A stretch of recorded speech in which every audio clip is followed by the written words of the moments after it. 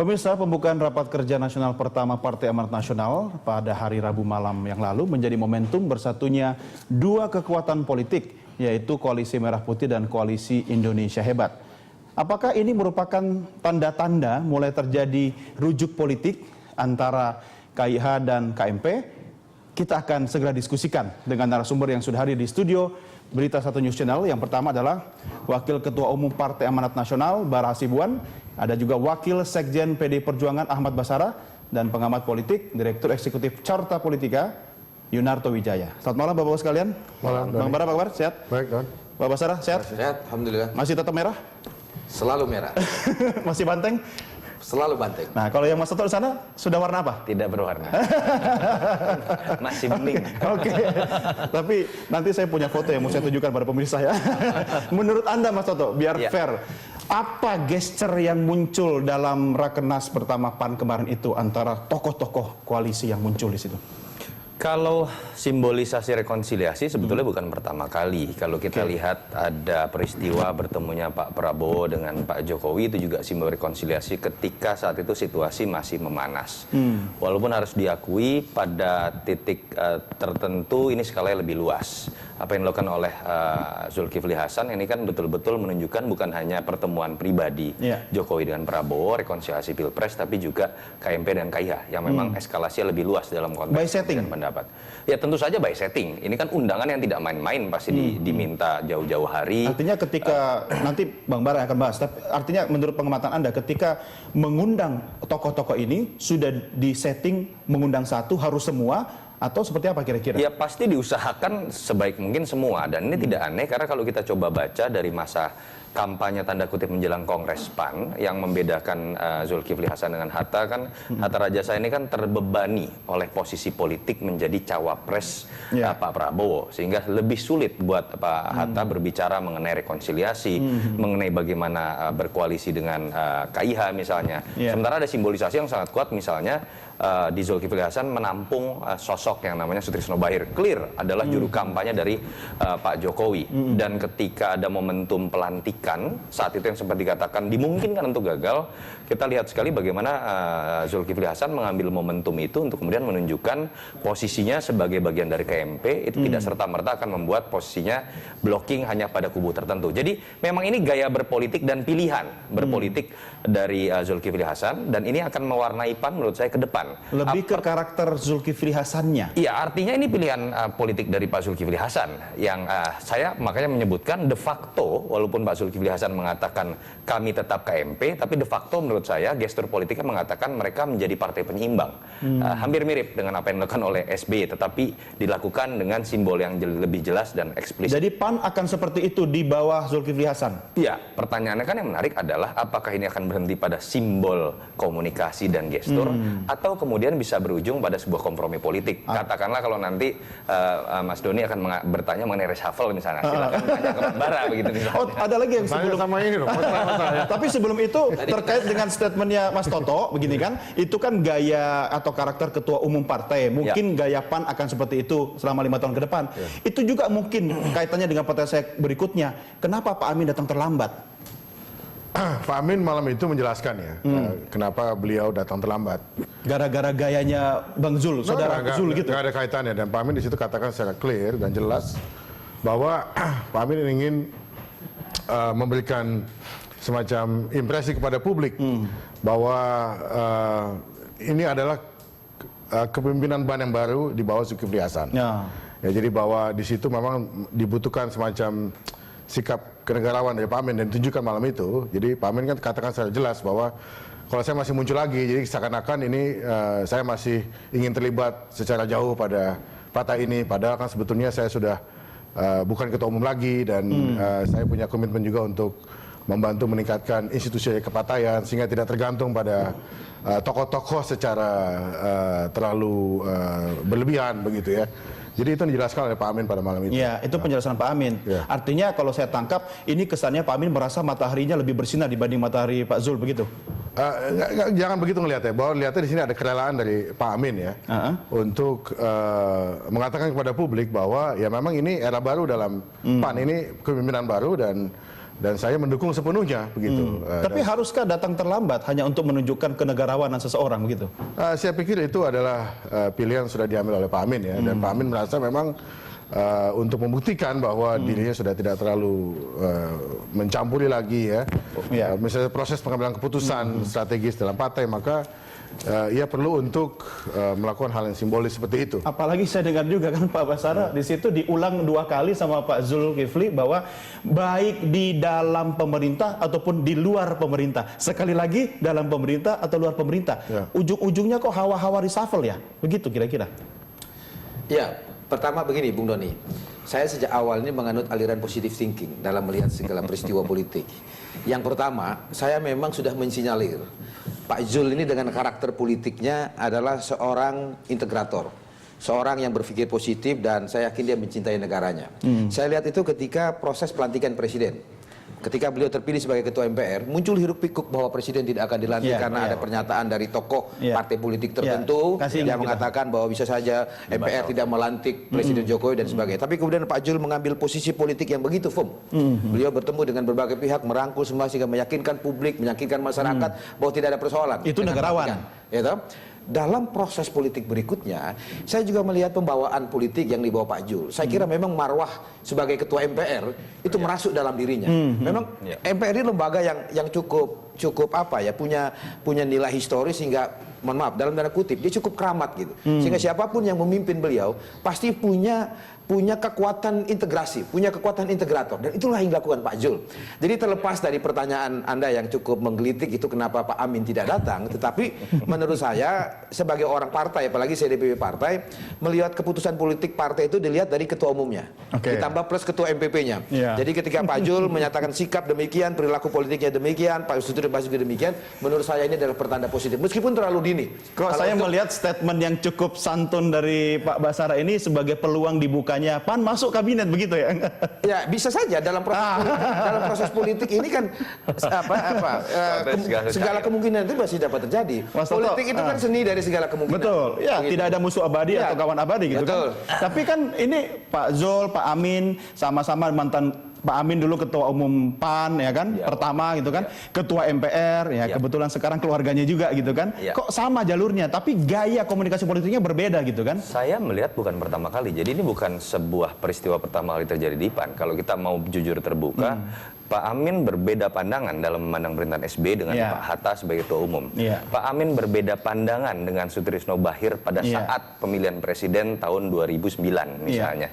Ini yang sebenarnya sudah menjadi sebuah karakter perimbangan. Saya tidak tahu apakah disengaja atau tidak. Anda mau mengatakan bahwa urusan perbedaan pandangan itu Pak Amin melulu begitu? Iya, Pak Amin artinya memang memiliki karakter unik, terbiasa untuk berbeda dengan ketua umum. Tapi yang mungkin ingin dijelaskan oleh Bung Bara adalah dalam situasi perbedaan seperti itu, kemudian momentum itu tidak ingin dirusak dengan kehadiran Pak Amin yang seakan-akan kemudian orang bisa memberikan tafsir berbeda. Ada dua orang yang memiliki posisi politik berbeda dalam memandang KIH, dalam memandang Jokowi. Itu yang saya coba lihat secara positif begitu. Tapi pertanyaannya kemudian kan adalah apakah rujuk politik dalam bentuk gestur dan peristiwa seremonial tadi akan berujung pada sebuah kompromi politik. Itu sesuatu yang lebih sulit untuk diterka, mengingat PAN sendiri masih ada perbedaan pandangan. Kalau kita ingin berspekulasi bahwa Pak Amin sebetulnya berbeda pandangan dengan Pak Zul. Sebenarnya menurut Anda yang ketua umum PAN sekarang ini Pak Amin atau Pak Zul? Kalau kita coba baca dari maksud saya Pak Amin tapi Pak Zul penggantinya begitu. Sebetulnya kan kalau betul apa yang dikatakan oleh Bung Bara tadi ya minimal itu tradisi baru yang ingin disimbolisasikan oleh Amin Rais bahwa sekarang peran dia akan mulai diperkecil. Sehingga kemudian Pak Amin dalam kampanye Kongres juga ketika mendukung Pak Zul juga ingin mengatakan bahwa tadinya Hatta Rajasa silahkan jadi ketua MPP. Artinya ada tradisi baru yang tadinya ingin dibangun. Saya tidak akan memiliki jabatan apapun. Tadinya kira-kira seperti itu, begitu kan? Tapi sepertinya PAN sulit lepas dari Amin Rais, sama seperti misalnya Demokrat dengan SBY begitu. Itu fenomena ketika partai modern memang belum menjelma dalam sistem reformasi kita. Dan tapi balik lagi tadi, ya apakah rujuk politik ini akan berujung pada kompromi, apalagi bicara hal yang lebih konkret seperti reshuffle? Saya pikir tidak semudah itu ketika Pak Amin masih memiliki pandangan yang berbeda. Bang Bara akan komentari setelah break ya. Baik pemirsa, kita lanjutkan diskusi kita. Saya mau menunjukkan sebuah karya fotografi yang menurut saya cakep nih. Nih, koalisi dimulai dari Studio Berita 1. Nah, ini kami sudah bikin koalisi di sini pemirsa. Bang Bara sama Pak Basara di sini sudah. Nah, ini jempol artinya ini koalisi akan rujuk atau seperti apa? Ya, saya nggak tahu Mas Toto ini mewakili partai apa di sini. Oke, indahnya ya kalau politik ini bisa menjadi merupakan keteladanan dari para elit kita, ya kan? Kaitannya dengan posisi PAN. Saya pinjam statementnya Mas Toto tadi, Bang Bara. Apakah PAN akan seperti itu selama 5 tahun ke depan di bawah Pak Zul? Ya, yang jelas bahwa kita punya misi yang utama. Yang bagi kita itu misi yang sangat luhur ya. Dan itu lebih penting daripada kita berspekulasi mengenai label-label partisan gitu atau apakah PAN di pemerintahan atau tidak gitu. Yang penting bahwa kita ingin menunjukkan bahwa politik itu bisa sebagai sesuatu yang mulia gitu, bukan hanya sebagai sarana untuk yang dipakai oleh para elit untuk menciptakan keresahan dan kegaduhan politik ya, yang tidak ada kaitannya dengan kehidupan rakyat sehari-hari. Itu partai lain kan? PAN nggak begitu kan? Jadi artinya bahwa kita, jadi memang sengaja dari awal ini kita juga itu berkaitan dengan paralel dengan misi politik Pak Zulkifli Hasan sebagai ketua MPR. Tapi kan misi jadi bahwa itu... kita semua harus punya, para elit politik harus punya sikap kenegarawan ya, bahwa ada waktunya kita berkompetisi dan ada waktunya juga kita bersatu untuk membangun negeri yang kita cintai ini gitu. Jadi ini juga harus menjadi semacam realitas baru dalam demokrasi Indonesia, bahwa kompetisi itu juga bisa berjalan sejalan dengan kerjasama. Nah, kerjasama itu kan lebih asik kalau masuk dalam kabinet. Tidak begitu relevan ya. Kita mau berada di mana? Tapi kenapa sampai diulang 2 kali? Yang penting kan misinya bahwa kita ingin menegakkan politik kebangsaan dan kita terus berkontribusi kepada bangsa ini ya, melalui ide-ide besar dan juga tindakan konkret, terlepas dari positioning politik dari PAN gitu. Jadi itu yang saya pikir yang lebih penting, dan loyalitas kita yang mendasari perjuangan kita adalah kepentingan nasional, bukan hanya kepentingan partisan atau kepentingan politik jangka pendek. Itulah loyalitas utama kita. Atau gitu. Bang, mungkin begini, PAN ingin mengambil posisi aman, kaki kiri di koalisi tetap aman, kaki kanan biar bisa buka peluang dengan pemerintah. Nggak ada ininya, nggak ada urusannya dengan apakah ini suatu manuver politik untuk mencari aman atau tidak ada hubungannya, sama sekali tidak ada hubungannya gitu. Bahwa kita ingin bahwa menunjukkan kepada masyarakat bahwa politik itu bisa adalah sesuatu yang luhur gitu, bukan hanya soal gontok-gontokan, kegaduhan yang masih sering kita lihat akhir-akhir ini, dan rakyat saya pikir juga sudah sangat jenuh ya melihat berbagai macam kegaduhan politik ya, yang tidak ada kaitannya dengan kehidupan mereka sehari-hari, bahwa mereka ingin bahwa masa depan anak-anak mereka itu bisa lebih cerah ya kan, bisa lebih baik, dan bagaimana mereka bisa mencari pekerjaan yang layak gitu. Bang, PAN kuat nggak sih kalau di luar pemerintahan gitu, nggak masuk dalam pemerintahan? Kuat, jelas saya kuat. Sekarang aja posisinya kayak cukup strategis kan. Ya kan, PDIP kita di luar pemerintahan kita juga bisa menghadirkan semua tokoh-tokoh politik, semua ketua umum partai itu datang yang diundang. Yang tidak datang itu lagi memang berhalangan, tapi mereka mengirimkan sekjen atau wakilnya. Jadi semua memang hadir pada malam itu, dan itu sesuatu yang membuat kita memang sangat bangga. Itu suatu achievement ya, suatu Yang ngatur kursi duduk waktu itu siapa? Ya kita semua panitia di situ ya. Yang menentukan si A duduk di sini, B duduk di sini. Oleh Pak Zulkifli Hasan. Oh, Pak Zul sendiri yang. Ya, tapi kan ada panitia di situ kan. Sama-sama, dan juga ada protokolnya dari istana. Oh, jadi yang menentukan Bu Mega duduk di sebelah Pak Zul siapa? Ya itu Pak Zul dengan panitia. Berarti Pak Zul dan punya... juga ada pertimbangan yang diberikan oleh protokol istana. Oh iya, sebagai mantan presiden tentunya kan? Iya, betul ya. Saya pikir itu tempat yang memang layak. Sitting arrangement itu layak diberikan oleh Ibu Mega ya, bukan hanya sebagai dan kebetulan posisi duduk menentukan PDIP, tapi juga masa depan koalisi ya. Pak Basara, menurut Anda apa pentingnya kalau PAN bergabung dengan koalisi Anda? Yang pertama begini, Bung. Kalau kita kembali kepada falsafah bangsa kita, Pancasila, gotong royong itu adalah inti daripada Pancasila. Jadi saya melihat kemungkinan PAN bergabung dengan pemerintahan Jokowi JK. Saya kira itu adalah bagian dari implementasi falsafah bangsa kita. Karena demokrasi kita tidak mengenal demokrasi the winner take all. Itu demokrasi liberal yang berlaku di negara lain. Demokrasi kita demokrasi gotong royong. Sehingga oleh karena itu posisi KIH dan KMP selain tidak sesuai dengan falsafah bangsa, dia bertentangan dengan sila persatuan Indonesia. Dia juga tidak sesuai dengan susunan konstruksi ketatanegaraan kita. Karena KIH dan KMP itu sebetulnya terminologi yang berlaku dalam masa Pilpres. Betul. Begitu selesai Pilpres, tidak ada lagi blok-blokan politik. Sehingga oleh karena itu saya melihat Pak Zul betul-betul menghayati makna falsafah Pancasila yang harus beliau emban, terutama dalam kapasitas beliau sebagai Ketua Umum PAN dan juga Ketua Majelis Permusyawaratan Rakyat Republik Indonesia. Beliau menjadi icebreaker, seolah-olah mengingatkan kita semua bahwa sudahlah, ternyata 7 bulan ini kubu-kubuan, gontok-gontokan dalam politik di parlemen membuat bangsa ini menjadi kontraproduktif. Saya ingat dulu Pak, ada Pak almarhum Taufik Kemas. Ya dia bisa mengambil peran sentral seperti itu. Itulah yang saya katakan, Bung Doni, bahwa marwah seorang ketua MPR harus begitu. pun nempel di dalam jiwanya Pak Zul. Berarti Pak Zul marahinis dong. Bagaimana? Marahin juga Pak Zul. Sebenarnya seorang nasionalis. Partainya aja Partai Amanat Nasional. Jadi sebetulnya Pak Zul sedang membawa amanat nasional. Gitu, yang menjadi nama partainya. Dan di situ ada misi kebangsaan. Misi kebangsaan. Misi kebangsaan sebagai ketua MPR dan ketua umum PAN yang sangat-sangat paralel. Dalam pidato pertama beliau sebagai ketua MPR, beliau mengatakan bahwa beliau ingin menunaikan janji kebangsaan. Nah, saya kira apa yang beliau lakukan ini salah satunya adalah implementasi janji kebangsaan itu.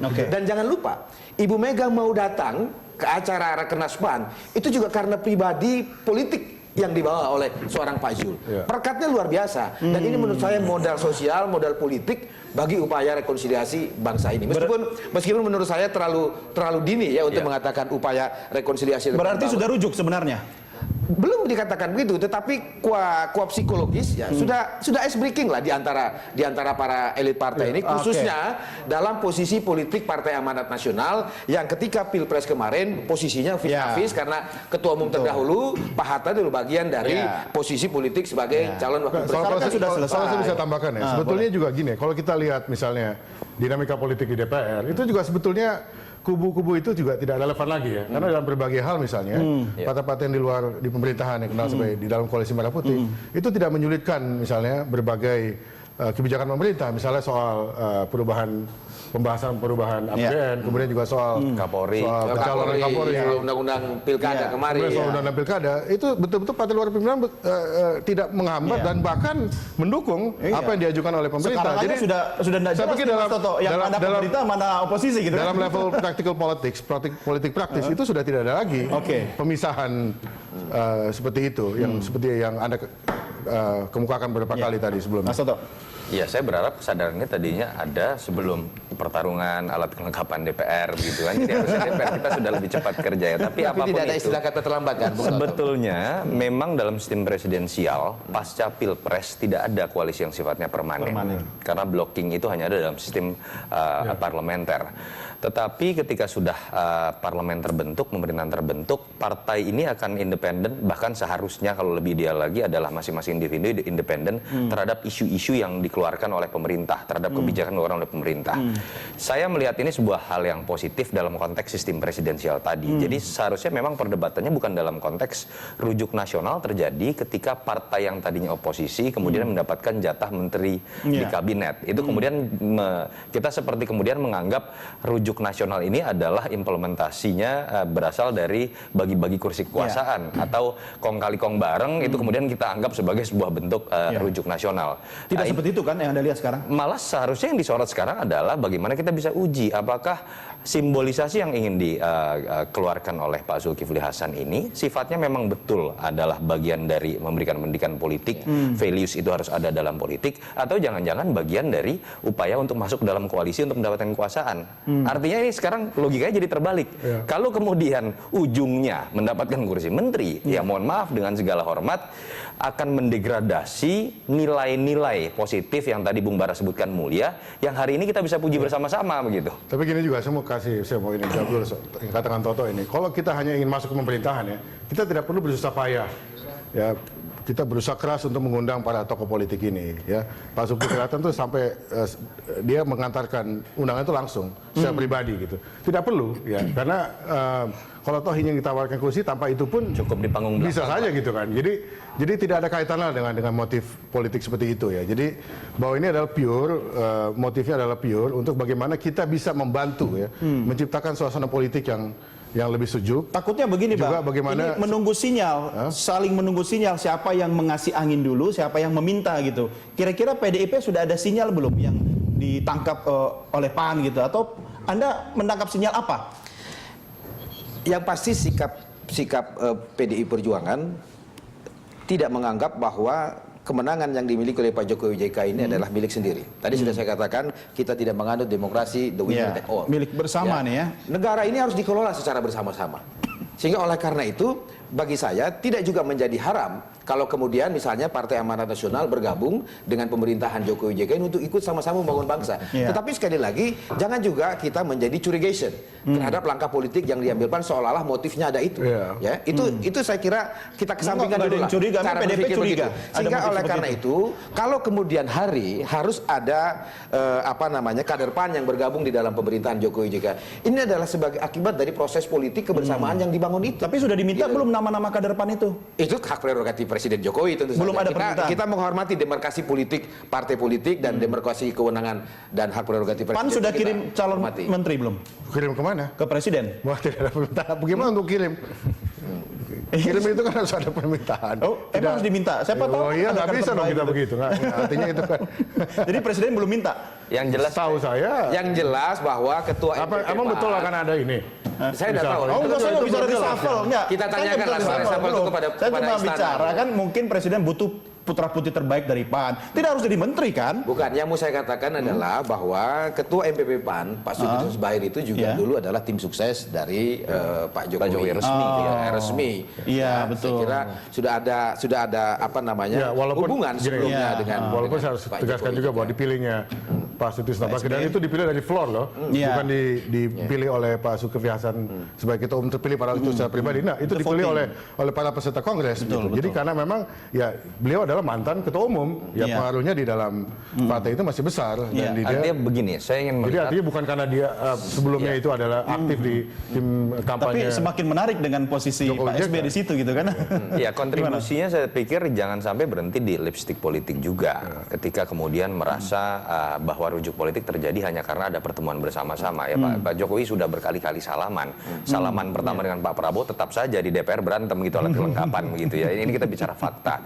Tetapi kan bagaimana ada sikap-sikap independen didasari pada wawasan kebangsaan kenegaraan, tidak terblok lagi hanya pada KMP dengan KIH, sehingga kemudian keputusan apapun yang ada di parlemen bukan hanya di level pusat tapi di level daerah itu kemudian bisa betul-betul bersifat rasional. Contoh, PAN sudah membuat satu langkah konkret. Pak Zulkifli Hasan misalnya sempat mengatakan tidak perlu HMP di DPRD DKI. Itu menurut saya salah satu contoh konkret bagaimana dalam pengambilan keputusan ada rasionalitas yang kadang-kadang berbeda dengan blok koalisi harus didahulukan. Nah, itu yang menurut saya harusnya juga bisa ditularkan di level nasional dan daerah-daerah lain sehingga kemudian rujuk nasional ini betul-betul memiliki efek sampai ke bawah di level policy. Mas Toto, kalau apa yang terjadi di nasional tidak merepresentasikan seluruh Indonesia di daerah gitu kan? Lalu buat apa yang namanya KIH, KMP ini masih eksis seperti sekarang ini? Menurut saya seharusnya memang sudah tidak ada KIH dengan KMP. Kalau kita mau jujur, pengambilan keputusan pasca alat kelengkapan sudah terbentuk, itu sebenarnya sudah cair dengan sendirinya kok. Saya dari awal selalu mengatakan prediksi saya ketika AKD sudah dimenangkan oleh KMP, pada detik itu pula sesuatu semuanya akan menjadi cair. Selesai. Mengapa? Karena pada titik itulah libido politik dari masing-masing kubu, KIH dengan pembagian kursi menteri sudah mendapatkan jatah, dan kemudian pihak yang kalah memang akan mendapatkan kesempatan hanya mendapatkan jatah di parlemen. Kalau kita bicara dalam level politik praktis, dan pada level operasional, KMP walaupun menguasai apa yang disebut dengan AKD, kekuatan parlemen, tapi tidak kooperatif dengan eksekutif, akan terjadi proses yang sifatnya deadlock. Satu lagi Mas, kalau ada perubahan kabinet, ada reshuffle, ada perubahan AKD? Ini berbeda. AKD itu ditentukan bukan dalam logika reshuffle, itu wilayah eksekutif. Kalau kita bicara AKD ini kita bicara konstelasi koalisi di antara partai-partai. Contoh bagaimana kan perdebatan mengenai AKD sempat muncul ketika Golkar katakanlah sempat akan pindah nahkoda, sehingga kemudian akan dicoba dilakukan kocok ulang misalnya. Jadi saya pikir itu tidak berkaitan dengan reshuffle, itu lebih kepada isu-isu mengenai apakah ada partai baru yang bergabung, apakah ada nahkoda yang berubah dari partai tertentu seperti P3 dengan Golkar. Itu yang akan menentukan. Soal itu kita lanjutkan di segmen berikutnya. Pemirsa, terima kasih Anda masih bersama kami dalam Prime Time Talk. Kita lanjutkan diskusi kita plus minus rujuk politik. Pak Basarah, apakah sudah ada pembicara internal di PDI Perjuangan terkait mungkin akan adanya perubahan peta politik koalisi? Secara spesifik sudah pernah dibahas belum? Iya, secara spesifik kita belum pernah membahas. Tetapi secara umum kita memang menginginkan ada situasi politik yang mengarah kepada situasi yang normal. Situasi normal yang yang saya maksudkan adalah bahwa blok-blokan di dalam parlemen sebagai akibat dari ekses pemilu presiden yang lalu mestinya itu sudah harus disudahi. Bolak-balik kita mengatakan KIH dan KMP ini mestinya sudah tidak ada lagi. Karena satu, tidak sesuai dengan falsafah bangsa kita, kedua, tidak kenal dalam sistem ketatanegaraan kita. Sehingga oleh karena itu kita menyadari bahwa akhirnya toh politik berujung kepada hitung-hitungan suara atau kursi di DPR. Banyak sekali kita melihat korban demokrasi kepala atau demokrasi suara ketika misalkan saja ketika Undang-Undang MD3 dirubah pasca kemenangan PDI Perjuangan. Saya kira baru terjadi di negara demokrasi di Indonesia saja, partai pemenang pemilu bahkan tidak punya pimpinan di DPR MPR. Itu ekses. Itu yang membuat pengumuman kabinet lama. Nah, oleh karena itu kita menganggap itu situasi abnormal. Sehingga oleh karena itu kita selalu mengambil inisiatif untuk terus menjalin komunikasi. Nah, oleh karena itu komunikasi politik yang kami jalin dengan partai-partai politik di luar KIH, katakan saja misalnya dengan PAN dan partai-partai politik lain, kemudian P3 bergabung dengan itu, upaya atau ikhtiar kami agar partai-partai politik ini dapat menyatu untuk kemudian bergandengan tangan membangun bangsa ini. Saya kira dalam perspektif itulah kita mengambil inisiatif dan prakarsa politik. Berarti termasuk juga kehadiran Ibu Mega kemarin di dalam Rakernas PAN atas undangan Pak Jul, itu bagian dari prakarsa dan ikhtiar politik kami untuk terus menjalin komunikasi dan koordinasi dengan kekuatan-kekuatan politik yang lain. Kalau disuruh milih, mending mendekati PAN atau partai yang lain? Golkar misalnya? Ya, tentu semua partai politik yang punya kesamaan atau kedekatan ideologi, visi, platform perjuangan itu adalah kekuatan-kekuatan politik yang kita ingin ajak bersama-sama. Masih bicara ideologi, Pak? Oh, tentu, saya kira dalam situasi bangsa semacam ini, kalau kita meninggalkan aspek ideologi di dalam membangun bangsa ini, saya kira bangsa ini akan semakin kehilangan arah. Itu saya kira salah satu ciri kenapa bangsa Indonesia ini seolah-olah mengalami disorientasi. Karena Pancasila ini sekedar menjadi judul-judulan saja dalam berbangsa dan bernegara formalitas. kita. Sehingga oleh karena itu kita tetap berpegang pada pijakan ideologi sebagai kausa prima dari langkah dan tindakan politik yang kita ambil. Pijakan ideologi utama reshuffle apa? Gotong royong. Ya. Karena kita ingin persatuan Indonesia ini betul-betul diimplementasikan di dalam kehidupan politik dan ketatanegaraan kita. Karena kita tidak mengenal demokrasi the winner take all. Bahwa pemenang pilpres itu harus mengambil semua. Sebetulnya harus melibatkan semua. Sehingga oleh karena itu Anda bisa bayangkan PDI Perjuangan saja harus ikhlas dengan menempatkan 4 orang menteri dan memberikan kesempatan kepada kekuatan-kekuatan politik lain termasuk kekuatan non partai politik. Itu adalah cara PDI Perjuangan ingin membangun bangsa ini dengan cara bergotong royong. Maksudnya Mas Toto, PDI Perjuangan cuma dapat 4, masa partai lain dikasih begitu? Ikhlas nggak kira-kira gotong royongnya itu? Sebetulnya kan logikanya makanya jadi terbalik ya, ketika ditanyakan kepada PDIP dan kita masih percaya dengan logika kekuasaan, bagi-bagi kekuasaan, sebetulnya kalau betul memang elit-elit dan partai kita masih berpikir sempit itu, PDIP seharusnya menjadi partai yang menolak, atau partai-partai koalisi pendukung akan menjadi partai yang pertama-tama menolak begitu kan. Tapi kan ada analisa lain yang lebih bisa diperluas. Ya, pertama analisa secara idealis bahwa betul-betul mungkin PDIP secara taktis pun begitu merasa dengan kondisi terbelah menjadi 2 seperti ini, pemerintahan juga sulit berjalan, konstelasi parlemen juga sulit untuk bergerak, dan akhirnya yang rugi adalah semua. Dan ketika yang rugi adalah semua, yang pihak pendukung pro pemerintah ini biasanya akan lebih dahulu dirugikan dibanding pihak oposisi. Ketika bicara nanti 5 tahun ke depan gitu. Tapi juga bisa dilihat dalam konteks yang lebih sempit. Orang sekarang banyak berspekulasi, jangan-jangan ada sebuah permainan hitung-hitungan matematika politik bahwa sebetulnya dibutuhkan misalnya satu partai atau dua partai dari KMP yang ketika itu bisa diajak bergabung dan itu akan betul-betul membuat kekuatan dari partai pendukung pemerintah ini betul-betul menjadi lebih solid dan agak sulit digoyang. Dan itu bisa direpresentasikan dengan masuknya PAN misalnya. Karena sebetulnya spekulasi, kalau kita coba baca lebih jeli, spekulasi mengenai masuknya KMP menjadi bagian dari kekuasaan bukan hanya di PAN. Isu mengenai Golkar akan masuk dalam kekuasaan itu juga sudah terdengar. Golkar yang mana? P3 misalnya. Bukan Golkar yang satu saja, dua-duanya sempat diisukan begitu.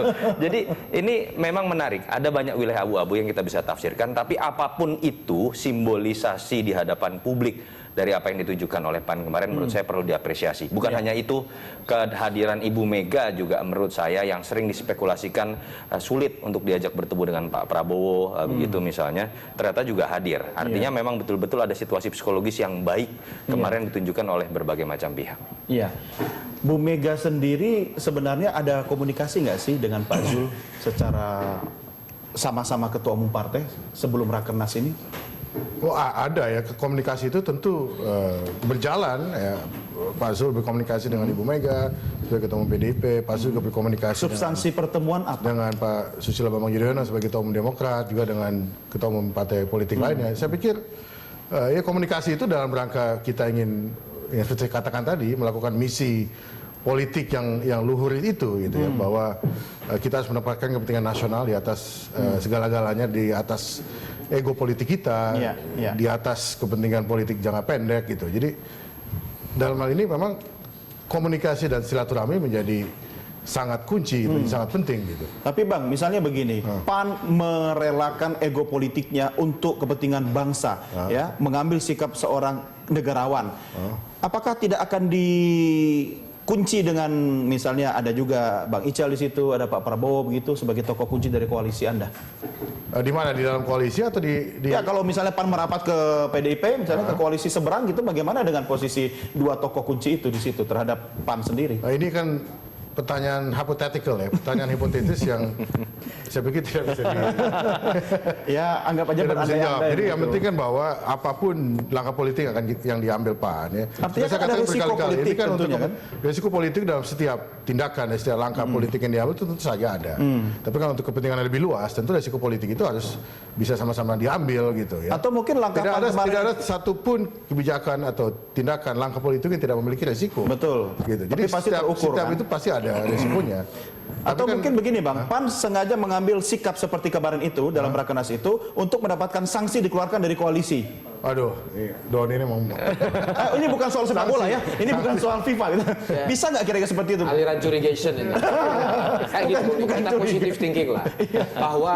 Bahwa Pak Zul dalam kapasitas sebagai ketua umum PAN dapat membuat perhelatan nasional Rakernas PAN yang mengundang ketua umum partai politik dalam tanda kutip dari dua kubu yang secara ekstrim berbeda, menurut saya itu sudah satu langkah positif. Betul. Dan kita harus berikan apresiasi. Padahal Rakernas bukan forum tertinggi. Padahal itu bukan forum tertinggi organisasi. Dan tidak relevan ya untuk mengatakan bahwa ini sengaja supaya kita diberikan sanksi. Dan hadirnya tokoh-tokoh politik itu semua, sekali lagi karena memang faktor integrator yang dimiliki oleh Pak Zul, yang bisa saja itu karena marwah beliau sebagai ketua MPR.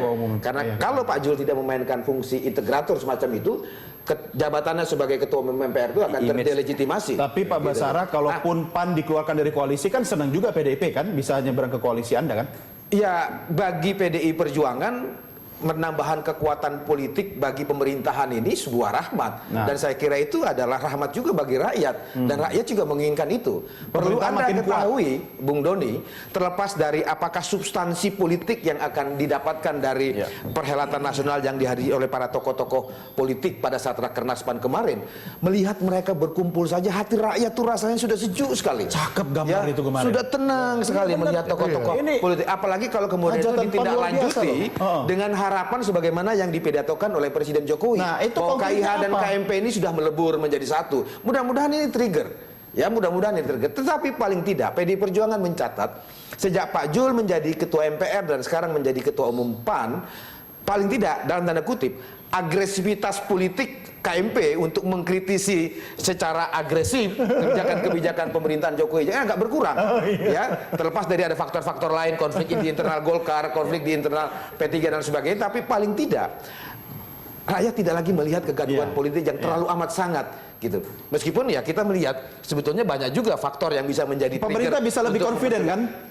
Ya kita harapkan pemerintah harus confident bagaimana rakyat bisa tenang hidupnya kalau pemerintahnya sendiri itu tidak juga confident. yang disurat dan disiratkan dalam pidato Presiden dalam Rakornas PAN kemarin. Mas Toto, bagaimana nih situasinya, petanya sekarang? Iya, saya sepakat dalam konteks begini. Di panggung belakang kita tidak pernah tahu apa yang terjadi dengan para elit politik. Pasti ada kompromi, pasti ada kepentingan. Tapi minimal di panggung depan itu sesuatu yang bisa diapresiasi. Ketika berbicara lebih jauh, kemudian substansi politik apa yang bisa kemudian kita dapatkan selain pertunjukan yang indah dalam waktu 2 jam saja, begitu kan? Saya tidak ingin malah kemudian rujuk nasional ini yang tadi saya sebutkan kemudian berujung hanya pada konteks bagi-bagi kekuasaan. Artinya kita kemudian menangkap ada rujuk, ada rekonsiliasi kalau saya dapat kursi menteri misalnya. Ini kan sangat mendegradasi nilai politik yang tadi sudah disebutkan Bung Bara dan Bung Baskara, begitu ya. Tetapi yang lebih jauh, minimal yang sudah bisa ditunjukkan adalah ketika sudah berada pada posisi politik Zulkifli Hasan menjadi ketua MPR, PAN mengakui bahwa pemerintahan terpilih adalah Jokowi JK walaupun dulu tidak mendukung, tetapi yang harus disadari adalah dalam sistem presidensial tidak boleh kemudian ada koalisi permanen hanya didasarkan sejarah masa lalu pilihan politik pada saat pilpres yang kemudian membuat pemerintahan 5 tahun ke depan itu ketika saya menjadi oposisi saya akan selalu berbeda dengan Anda. Ketika saya pro pemerintah saya akan mengatakan Anda pasti benar, hai Presiden. Ini kan politik yang tidak sehat. Minimal yang sudah ditunjukkan kan hal itu, bahwa kemudian sikap-sikap dari PAN tidak serta-merta hanya akan terpatok pada sesuatu yang pasti berbeda dengan pemerintahan dan itu akan berujung pada sesuatu yang konkret, stabilitas politik secara rasional. Dengan kata lain sudah move on ya, lupakan soal pertarungan dalam pilpres gitu kan. Anda lebih sepakat menggunakan warisan masa budaya kita gotong royong dikedepankan. Dalam politik gotong royong itu bisa dilaksanakan. Sangat bisa. Kalau sudah gotong royong, pengumuman reshuffle. Itu kita serahkan kepada hak prerogatif Presiden. Kalau begitu kapan serahkan nama-nama calon kepada Nama-nama apa? calon menteri? Calon menteri untuk Bapak-bapak sekalian, saya akhiri sampai di sini diskusi kita. Ya, Bang Bara terima kasih sudah bersama kami. Pak Mas Araf terima kasih. Luar biasa Mas Toto, Anda. thank you. Sampai ketemu.